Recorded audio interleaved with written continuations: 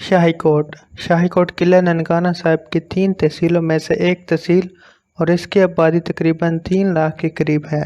शाही coat की वजह शोहरत उसकी तकरीबन 555 साल पुरानी तारीख बाबा नौलख हज़ारी जो 1467 में यहाँ तशरीफ़ लाए, यह शहर आबाद होना शुरू हुआ। इनकी वफ़ात 1503 में हुई। बाबा नौलख हज़ारी का दरबार और शाही कोट किला पहाड़ी किला तो खैर अब दूरबीन से ढूंढने पर भी नहीं मिलता। हाँ, अलबत्ता पहाड़ी का कुछ हिस्सा ज़रूर कायम है। इस पहाड़ी और किले की हालत ऐसी बिगड़ी है कि इसका कुछ हिस्सा ही बच पाया, बाकी पहाड़ काट काट कर तमीराती कामों में लग गया है। और हम बचपन में फैसलाबाद से शाही कोट दरबार और मौलका पहाड़ी चला गाँव ज़ियारत कहा जाया करते थे, तो पहाड़ी के काफ़ी हिस्सा बाकी थे और मुख्तलिफ बर्तनों के टूटे हिस्से वहाँ रास्ते में पड़े होते थे।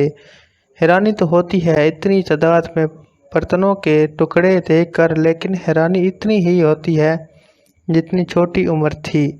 शाही कोट की तारीख यूँ तो तकरीबन बहुत साल पुरानी है। तकरीबन 14वीं सदी ईस्वी में सैयद मुराद अली शाह बाबा नौलख हज़ारी डेरा गाजी खान से यहाँ तशरीफ़ लाए और इस इलाके को दीन इस्लाम की रोशनी से नवाजा। यूँ ये इलाका आहिस्ता आहिस्ता आबाद होना शुरू हुआ। जब इनका शोहरत के चर्चे बढ़े तो यही शाही कोट की पहाड़ी इनकी तबलीग के लिए मरकज़ी जगह बनी। नवाही इलाकों से लोग इल्म की गर्ज से इनके पास आने लगे। इस पहाड़ी पर आज भी उनकी करामात के निशाने मौजूद हैं। यही वजह है कि पहाड़ी का ये कुछ हिस्सा आज भी अपनी असली हालत में मौजूद है, जिस हालत में 700 साल पहले था। दरअसल ये मखसूस हिस्सा पहाड़ी की चोटी है जहाँ बाबा नौलख हज़ारी ने अपनी करामात दिखाई, जिसमें इन्होंने बकरी और शेर को एक ही घाट में पानी पिलाया। शायद आप सोच रहे हो कि ये कैसे मुमकिन है।